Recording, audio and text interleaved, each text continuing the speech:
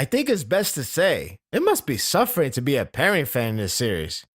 It just has to be.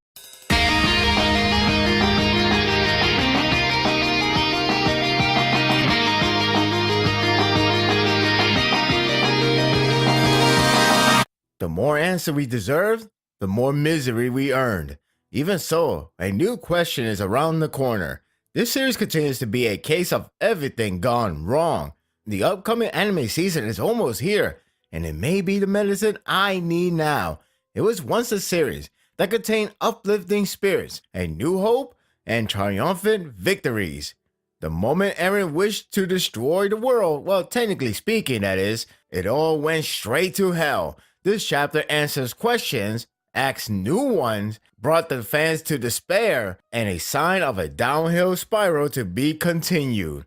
The last chapter felt like a trend of good news and happiness. Under the surface, however, it was filled with consequences, and this chapter, explosive with more concerns to be aware of. Eren is in jail, and after this chapter, you will be wishing for him to stay there forever.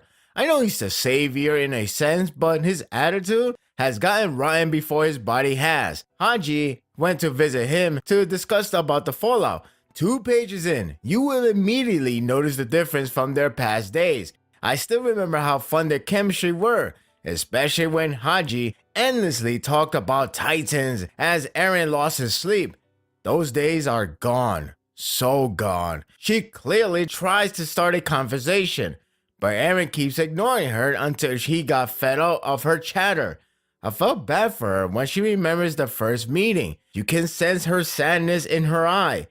Sadly, it's only going to get worse. The chapter then enters another flashback that takes place 2 years ago. Unlike the last time, this one is filled with shadiness and a choice that leaves no guaranteed promises. Unlike Yelena, I feel like I could trust her the most at the moment, which eerily doesn't say much. Her expression about the promising day looks genuine. I can't believe she truly feels hopeful. The question about Hirozu's presence at Marley is answered, and it turns out they were working together with Paradise Island. It was expected, but I'm glad we got that out of the way. I also like the small info of Hirozu's legacy that addressed their allegiance with the Eldian Empire. They also have a history of staying at the island. More reason to side with them. The real interesting part is the connection between them and Mikasa. Mikasa had a strange feeling of Kiyomi, the ambassador, because of resembling appearance. Yelena chimed in and said that they are blood related. That's funny because someone in the discussion board once thought Kiyomi is time-skip Mikasa. I guess that fan wasn't far off. To establish the connection, the family crest is a solid proof, and Mikasa has a mark that was passed down from her mother. I don't like how Eren essentially forced her to show it in a dominant fashion. Kiyomi and others were all by Mikasa. She recited that it has been rough for a nation, but seeing her on the island gave her newfound hope. So much so, Mikasa is now billed as Hirozu's hope. That's quite the status to carry. I am intrigued though, since this could grant us a bigger focus on her background outside of being the protector of her only family. Nice to see Historia being playful to Mikasa's one secret. It's so like her. How charming it is to see Historia in high spirit. The question about Zeke and Kiyomi's alliance is answered, but one past info has been corrected. Zeke tried to reason with them that he's the true Eldian Restoration Movement member. They knew about his history about turning against his parents, but he followed up with his reason. Before, it looked like he was a loyalist to Marley by selling his parents out. Now, he claimed that he only did so because he thought his parents were sloppy and will only fail in the end.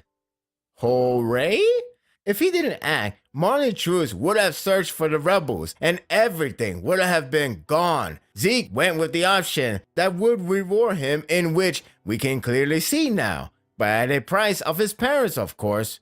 Context or not, it's still messed up. He reasoned with Kiyomi heavily, including noting that Marley has no knowledge of his royal blood. Probably the most convincing point of his argument was the vertical maneuvering equipment. I was wondering when his discovery a while back would come into play. The inner depth of this functionality is what sold her. The equipment can only work if it contains a special kind of fuel called iceberg stone. Supposedly, they haven't been mined outside of Paradise Island.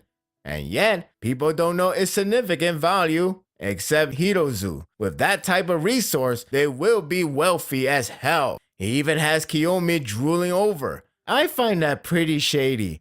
The sign of power hungry is there, and with Mikasa being involved, I don't like the possibilities. Everyone in the floor room discussed the 3 parts of Earth flattening. The first part is pretty much intimidate the world by revealing some of their strength in public. The second part is Hirozu's part. The goal is to raise the military strength up to a global scale that requires no need for the weapon. It doesn't sound so bad so far. The major downside, however, is the time gap along with the third part. Because of Paradise Island has been isolated from the rest of the world for 100 years, establishing a modern army would take a long time. How long? At least 50 years. At least we know what timeline the epilogue would take place. That is, if everyone survived. So, how can they continue the process?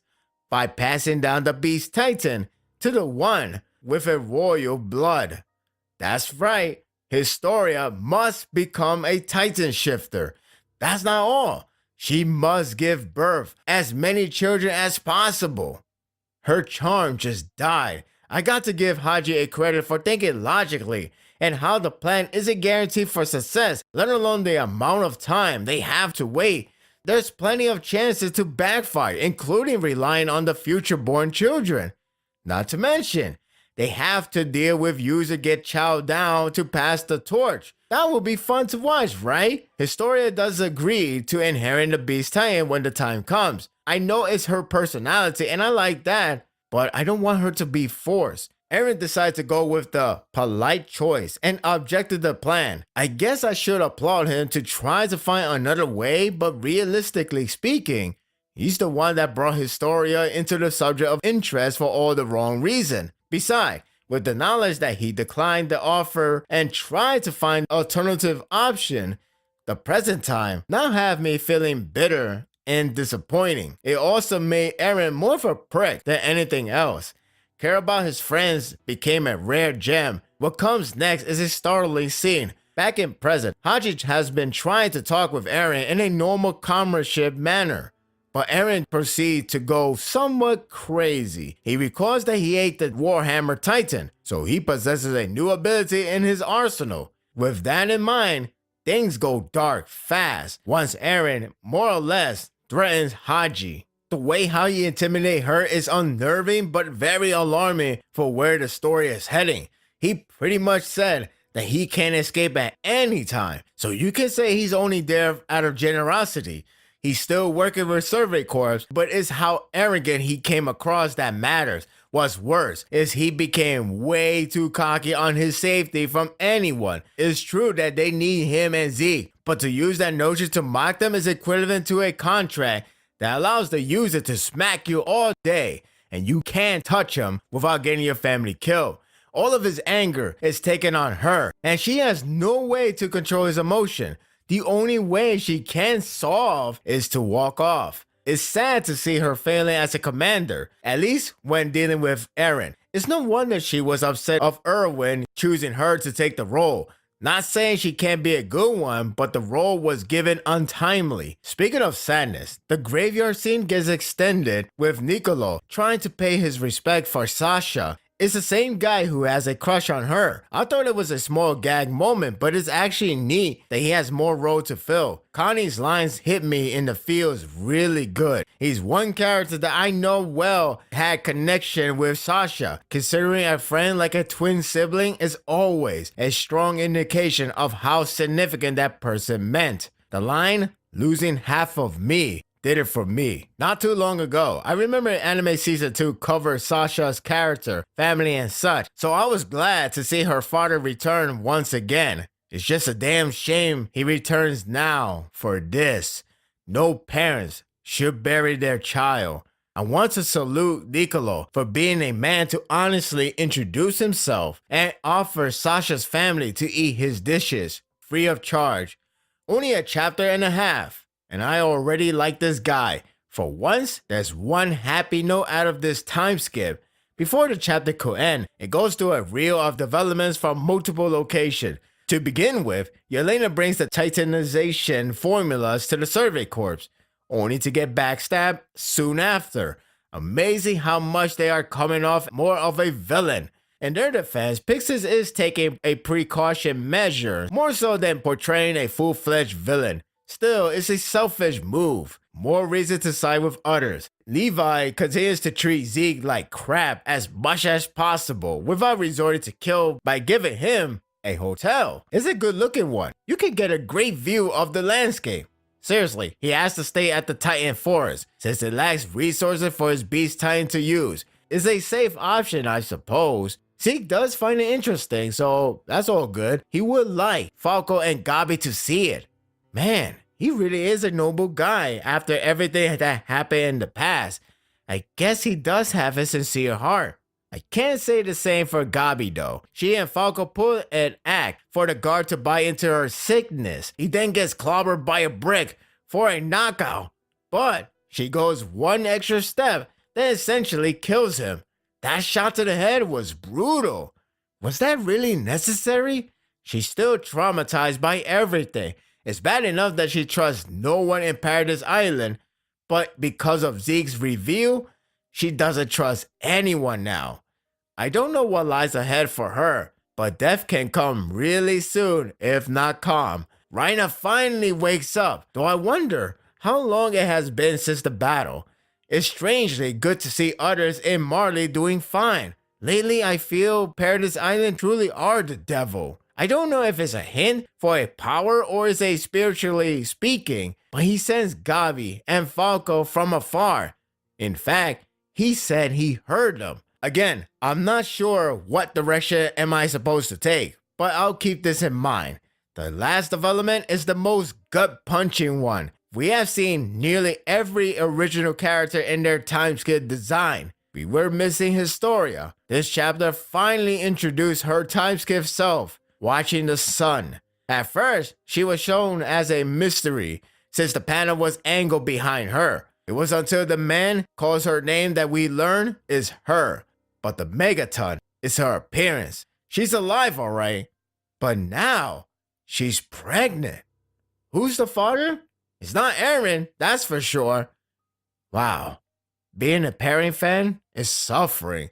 Seriously, this was hard to comprehend. She's forced to give birth, and the plan wasn't established as far as I'm concerned. They were supposed to wait, but here we are. It's bad enough to see Historia or Cheery in the past, now looking done with this world.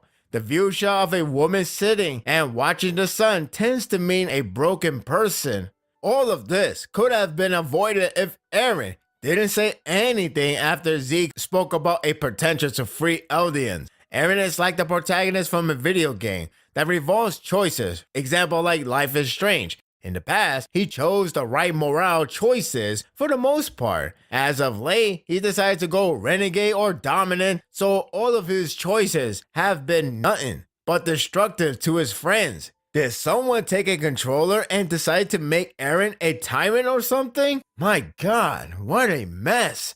This was a pretty interesting chapter that continued to answer the questions we asked, only to ask more. With each new info, it leaves more and more discomforting thoughts for the future. At this rate, it might as well end Evangelion style if everyone's future has an early dead end. There are multiple paths to look forward to, yet at the same time, feeling uneasy. Eren has been drowning to the Renegade's route. There's no way to undo it. He can only deal with it. And that will do it for the review. I hope you enjoyed this one.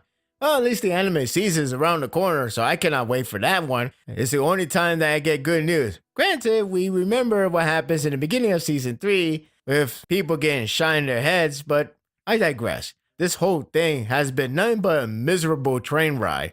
I don't know what to expect for the next chapter. I don't even know what to expect for the ending anymore. What do you think is going to happen at the end? Share your thoughts in the comment section. If you like this and want more of this, subscribe to my channel and my world will be yours to stay. Until next time, take care.